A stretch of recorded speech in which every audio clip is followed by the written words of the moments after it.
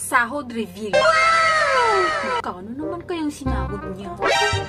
Baka nagpabusi yan. And so what kung nakasahod siya? Sasahod din naman ako next month. Ay nako, pasikat lang yan. Hay nako, feeling siya kung didesahil sa akin, hindi yan sasahod. Eh wala naman siyang masyadong followers. Kung kaya niya sumahod, kaya ko rin no.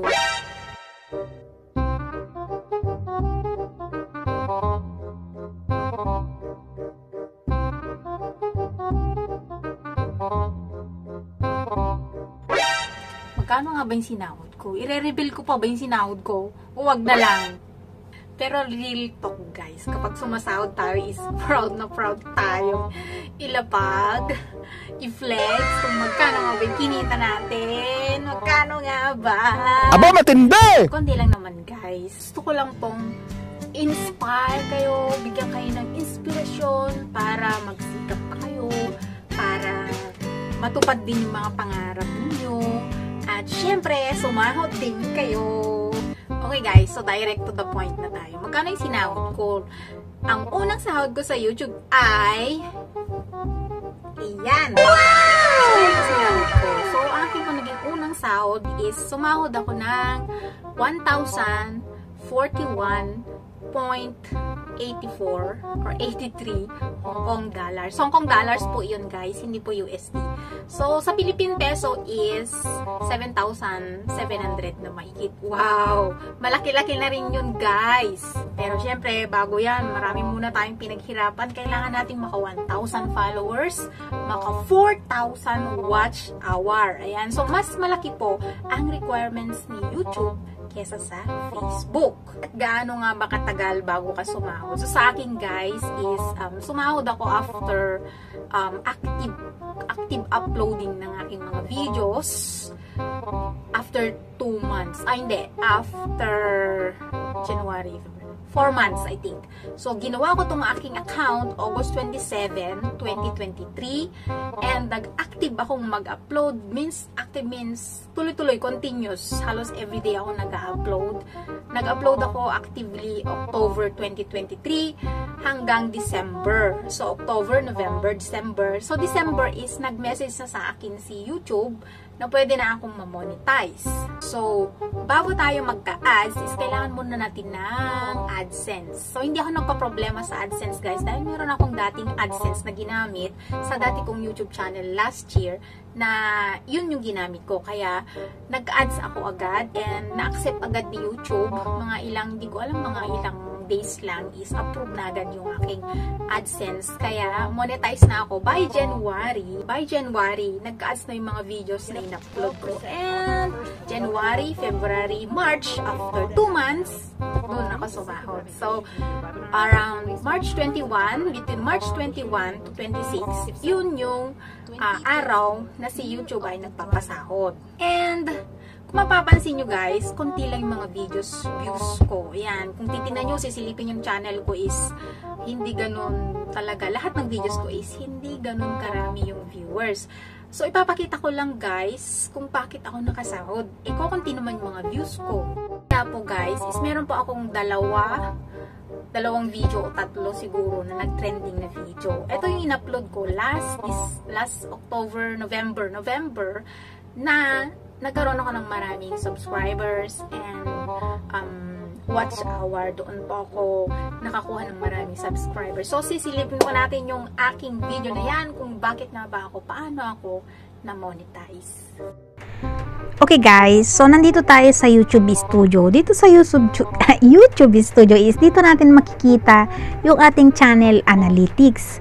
Yung makikita natin dito yung ating performance. Like for example, yung ating sinahod, yung subscribers natin, yung performance natin, all about overview. Ayan, so overview, yung reach, kung nakailang reach ka sa isang video, engagement, audience, revenue, and etc. Ayan, so silipin natin like for example sa aking pangkalahatan na. So magkano nga ba or ano yung analytics ko for the whole performance ko. So as of now is meron akong 2,224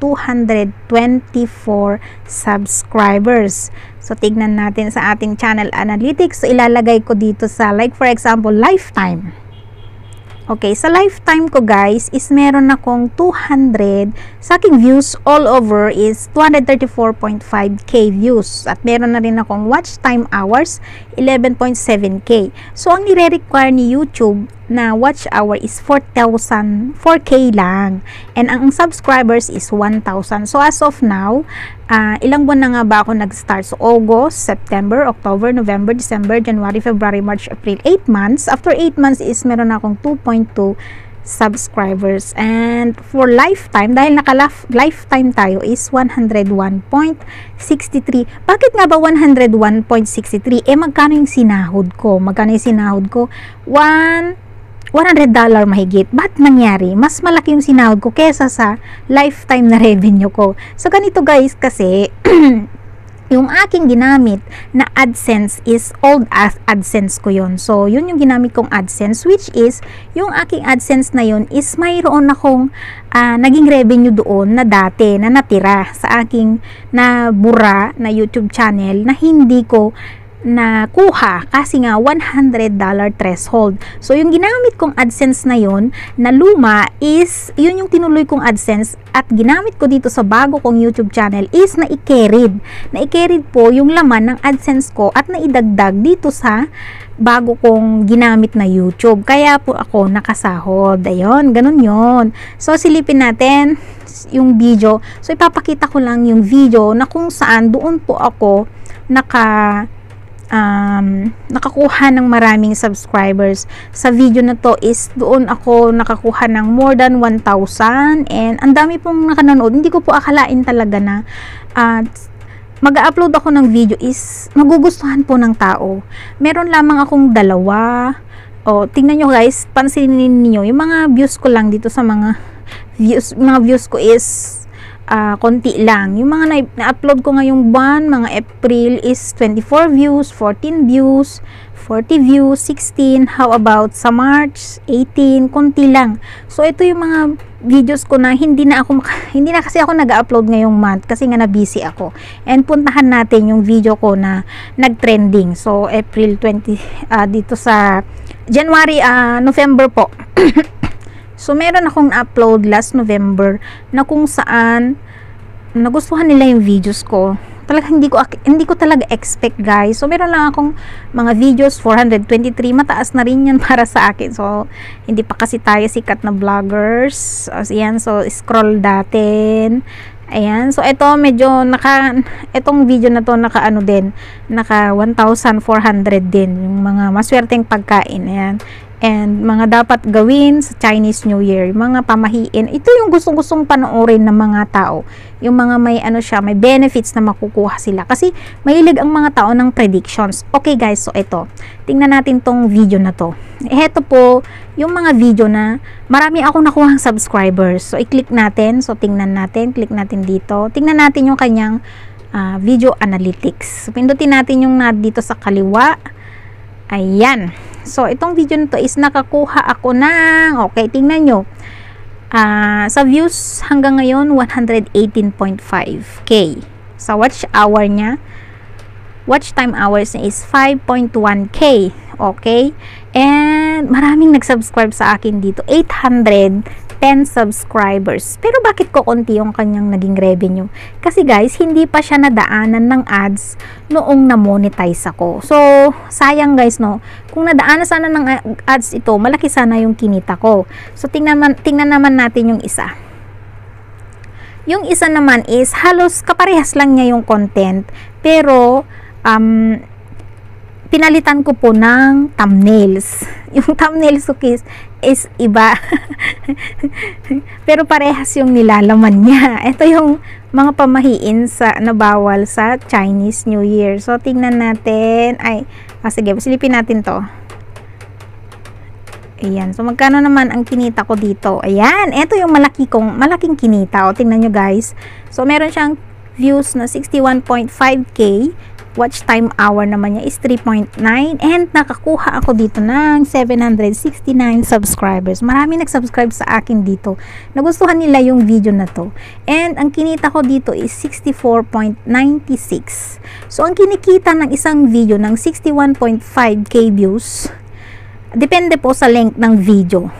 Eto nga, yung kinita ko dito is 64.96. So, ano ba yung video na to? Silipin natin, ano ba yung video na to na ginawa ko? Okay, so panoorin natin. So, meron siyang ads. Ayan, skip natin yung ads. Okay. Ayan, so eto po yung ina-upload ko na nagustuhan ng mga tao, yung mga bawal. Okay, yan. So, yan guys. Okay, so yun yung video na nakatulong sa akin para ma-monetize ako. So, isang video lang, pero tingnan nyo, sulit, ang daming nag-subscribes. And yung aking mga ina-upload na iba is hindi na ganun. After New Year, hindi na po ganun karami yung nanood sa akin sa mga videos ko. Kasi nga, huminto ako and na-busy ako. Tingnan nyo, 24 views lang, may 14 views, 40 views 2 weeks ago. So, yun lang guys. And sana nakatulong sa inyo ito yung shinare ko sa inyo. So, yun guys, nakita nyo naman kung papaano, no. Sa isang video, nagkaroon ako ng more than 800 plus na subscribers. At yung iba, plus may 100 plus, kaya dun pa ako nagka-subscribers and dun sa watch hour. So, yun yung mga video lang na kaya ako sumahod, nakasahod talaga ako. And hindi ko alam, hindi ko expect na magbo-boom yung video na dun. Tingnan nyo yung isa kong video is inabot ng 65 Hong Kong dollars yung kinita. Kaya nga naman is dun ako, kaya nakasahod ako kay YouTube. So, for now is wala na ako masyadong upload. Nahinto ako sa upload, kaya yun, hindi pa ako masyadong nakaipon ng revenue. Okay guys, so ang tanong naman is, paano naman yung mga ginawa ko? Nagpa-boost ba ako? Nagsab-to-sub ba ako? Ano pa? Sumali ba ako sa mga GC? Okay yan, so sasagutin ko ngayon. Sa totoo lang guys, is hindi pa ako sumasali sa mga GC, yung mga tulungan ba? Tulungan GC. Hindi na po ako sumali doon since nasaktan ako sa Facebook. Yung ginawa kong GC doon is yung mga admins ko is siniraan nila ako. And yun talaga, na-depress ako guys. Yun yung experience ko kung bakit ako lumipat kay YouTube na mag-vlog is nakaranas ako ng stress and syempre nasaktan ako. Yung bang ikaw yung tutulong and then di mo aakalain na tatry ko rin kanila and mga admins mo, ganyan. So, that's life. Yun yung nagtulak sa akin kung bakit ako mag-effort. And sa YouTube po talaga ako tumambay that time. And hindi ko akalain na makukuha ko agad. 2 months lang is nakuha ko yung 1,000 subscribers and 4,000 watch hours. So, sabi ko, ang bilis. So, ano ba to? Talaga ba to? Gift siguro ni God ito. Kasi nga, yun yung ma-experience ko, yung nasaktan talaga ako sa Facebook kasi madalas akong magpalaro doon. Madami din ako subscribers, lalong-lalo na sa bingo. And yun nga, nangyari is ako yung kasi yun yung GC and tinulungan ko yung mga members ko. Ayan, lagi ko silang ini-encourage na ganito, mag-live kayo para matapos yung 60k watch hour na ninyo. Pero hindi ko alam na hindi talaga natin may iwasan na kapag ikaw ay isang leader sa isang group is maraming maiinggit. So, accept natin guys na sa vlogging is hindi madali. And natutuwa naman ako kasi nga dahil sa kanila is nag-udyok yung pakiramdam ko na magtambay o tumambay sa YouTube. So, eto yung resulta is, ayun, naranasan ko rin ang sumahod. Guys, ang saya-saya. Lahat ng pinagpaguran ko is the pain. Nawala yung sakit na naramdaman ko and yung mga pagod ko. Para bang talaga ni God na ganito yung gagawin ko sa buhayin ko kasi kawawa naman. Ganun.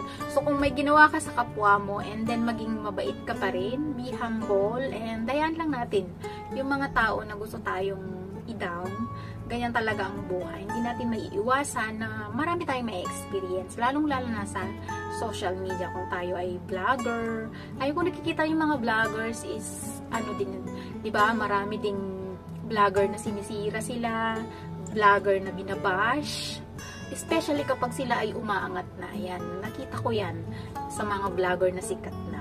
Kaya kung pakiramdam natin is hindi na maganda yung pakikitungo ng isang tao, yung mafe-feel na natin yung instinct is iwasan na natin sila. Yan, hayaan natin sila, guys. Huwag tayong gumanti sa kapwa. And yun yung lesson talaga na nakita ko and natutunan ko sa Facebook. Ayan. So, thank you so much. At sa mga sumuporta, ayun, nakasahod na rin ako. Ayan, sana tuloy-tuloy pa rin yung suporta ninyo. And, kasi guys, is, yung mga sinasahod ko rin is, totoo lang is, pinamimigay ko din. Kasi gusto ko rin makatulong sa kapwa ko. And, kung maluwag-luwag ako minsan is, nagpapalaro ako and hindi sa sa bagay na gusto kong sumikat, kundi gusto lang makatulong din sa kapwa. And siya nga pala, hindi ako sumali sa mga GC, hindi din ako sumali sa mga paangat program. Paangat program kasi guys, is sila lang talaga yung umaangat. Habang nanonood ka, is sila yung umaangat, pero ikaw, yung mga subscribers mo, sa totoo lang, kapag ganyan na paangat, hindi naman nanood, nilalagas talaga ni Lolo yan, nakikita niya. And iwasan nyo guys yan kasi mas hindi kayo dire-recommend ni Lolo yung mga video nyo kung nakikita niya na may himala kayo ginagawa sa mga sa mga videos din nyo. And hindi rin ako nagpa-boost, kusa lang talaga na tumaas yung subscribers ko at saka watch hour guys kung bakit ko nakuha yung requirements ni Lolo. And then hindi rin ako nag-sub to sub. Ayan. Dati nagawa ko talaga, na-experience ko rin din yan. And na-experience ko rin na bumili ng subscriber dito sa YouTube, but in Facebook wala. Hindi ko rin nabawi that time kasi yung old YouTube account ko, dati din ako nagbablog pero hindi ako yung sikat, hindi ako naging successful dun. Sayang nga lang kaya yung mga sayang lang yung pera ninyo, wag nyong sasayangin yung pera ninyo para sa boosting kasi ang mahal, di ba? Magkano na yung 1,000 subscribers, gagastos kayo dyan ng 1,000. Ayan, hayaan nyo lang, gandahan nyo lang yung mga ina-upload ninyo, mag-effort lang kayo. Pag nagustuhan po yan ng mga tao, kusa po kayong isa-subscribe, kusa nilang panonoodin yung mga videos ninyo and isa-share pa nila ito. So, yun yung mga natutunan ko guys. Sariling sikap ko lang and nag-effort lang din ako. Tapos, naniwala ako na kaya ko. So, yun. At sana ma-inspired kayo. And yun nga po is, napaka-happy ko na ngayon. And sana magtuloy-tuloy yung suporta niyo. So that's all. Thank you so much. And ito ulit si Mommy Love. Nagsasabing, huwag kalimutang i-like. Mag-comment kayo sa akin comment section. Mag-share kayo ng experience ninyo. And i-share na rin ang video nito. And subscribe to my channel. Thank you so much. Again, this is Mommy Love, Domestic Helper, Hong Kong. Bye-bye!